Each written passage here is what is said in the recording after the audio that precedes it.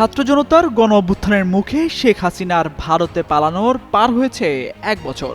দলের সভাপতিকে অনুসরণ করে একই পথে হাঁটা দেন কার্যক্রম নিষিদ্ধ হওয়া আওয়ামী লীগের শীর্ষ নেতারা।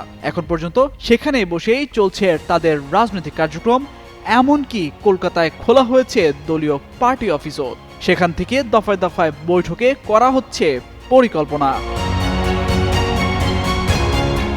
এমনই সব তথ্য উঠে এসেছে ব্রিটিশ ভিত্তিক সংবাদ মাধ্যম বিবিসির প্রতিবেদনে। সেখানে বলা হয়, ভারতের কলকাতায় একটি বাণিজ্যিক কমপ্লেক্সে খোলা হয়েছে আওয়ামী লীগের পার্টি অফিস। তবে 500 স্কয়ার ফুটের রুমের ভেতরে কোথাও নেই সাইনবোর্ড। এছাড়া নেই শেখ হাসিনা কিংবা শেখ মুজিবুর রহমানের কোনো ছবিও। অনেকটা গোপনেই চলে সেখানে তাদের কার্যক্রম। আওয়ামী লীগের এক নেতার বরাত দিয়ে জানানো হয়, বিষয়টি গোপনে রাখতেই খুব সচেতনভাবে কোনো সাইনবোর্ড টানানো হয়নি।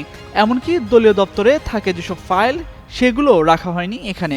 বাইরের থেকে একটি বাণিজ্যিক অফিস মনে হলেও ভারতে অবস্থানরত দলের নেতাকর্মীদের নিয়ে বিভিন্ন বৈঠক হয় এইখানে। তবে কোনো বৈঠকে শতাধিক নেতাকর্মী হাজির হওয়ার কথা থাকলে কোনো রেস্তোরাঁ কিংবা হলরুম ভাড়া নেওয়া হয়।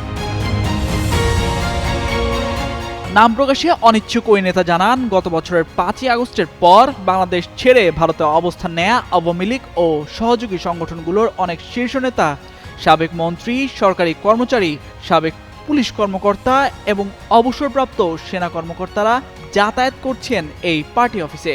সেখানে বৈঠকে বিভিন্ন বিষয়ে আলোচনা করেন তারা।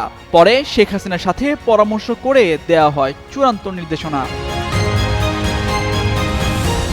এর আগে গেল 31 জুলাই শীর্ষ নেতৃত্বের কয়েকজনকে দিল্লিতে এক বৈঠকে ডাকেন শেখ হাসিনা। তবে সেখানে কি বিষয়ে আলোচনা হয় কিংবা ঠিক কোথায় বৈঠক হয় সেসব বিষয়ে মুখ খুলেননি কার্যক্রম নিষিদ্ধ হওয়া দলের কোনো নেতা। তামজিদ মির্জা, যুগান্তর নিউজ।